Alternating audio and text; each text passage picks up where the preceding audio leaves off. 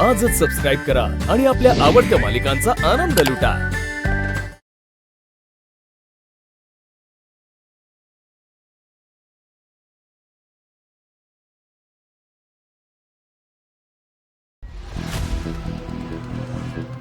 बायको, मला माहितीये मी तुझा विश्वास गमावलाय। मी आपल्या बाळासाठी तुझ्याकडे भीक मागतो। मला आपल्या बाळाला आणि तुला ना लय प्रेम द्यायचंय, लय जीव लावायचा ग।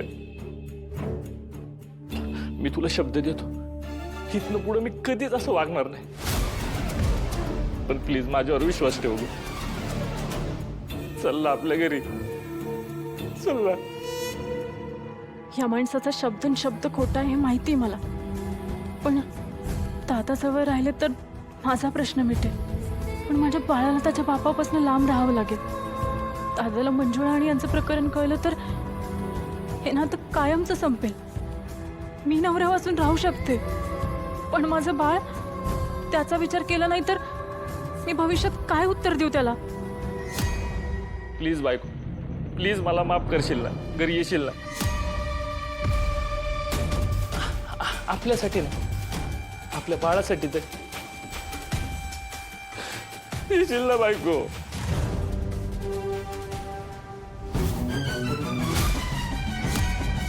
तेजू, बायको तुझं मन लय मोठे, लय म्हणजे लय मोठे आहे बघ। तुझे हे उपकार आहे ना, मी खरं सांगतो कधीच नाही विसरलो। आई चला, तिजू घरी यायला तयार झाली। शत्रुभाऊन त्या दोघींना कुठे घेऊन निघालाय तुम्ही? त्या तुमच्यासोबत येणार नाहीत। तेजू, जायचा निर्णय घेतलायस, सगळ्याचा नीट विचार केलायस ना? तुझ्यावर कसला दबाव तर नाही ना? नाही दादा, यांना यांच्या चुकांची जाणीव झाली हेच खूप आहे माझ्यासाठी। एखाद्याच्या चुकांना माफ करणे एवढं पुण्य कशात असेल? जाऊ दे मला। तेजूने घेतलेला निर्णय हा तिचा एकटीच आहे, त्यात मी आडकाठी करणार नाही। पण त्या दोघी तुमच्यासोबत येणार नाहीत।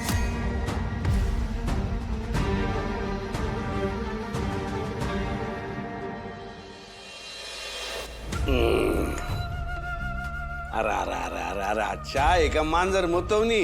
असा चहा प्यायचा का आम्ही? ए मालन, ए मालन, चहा आहे का? पाणी गरम करून पाठवलंय आम्हाला। काय झालं डॅडी?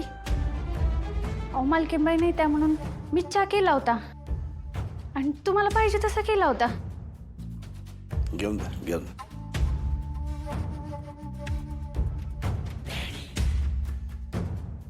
काय झालं? हो डॅडी, ते जेवण बनवून झाले, आता घरी निघायचे मला। असं कसं निघायचं? एक तर जेवण बनवायला तू उशीर केलास, आता डॅडीनं जेवाय कोण वाढणार? आता त्यात काय माझा दोष? ते घरातलं कुकर बिघडलाय आणि समद पातेला शिजवायला लागतंय की, मग येळ तर होणारच की। कारण सांगू नकोस। आता मुकाट्यानं थांबायचं, डॅडीनं जेवाय वाढायचं, आणि डॅडींचं जेवण झालं की सगळं उरकून मग जायचं।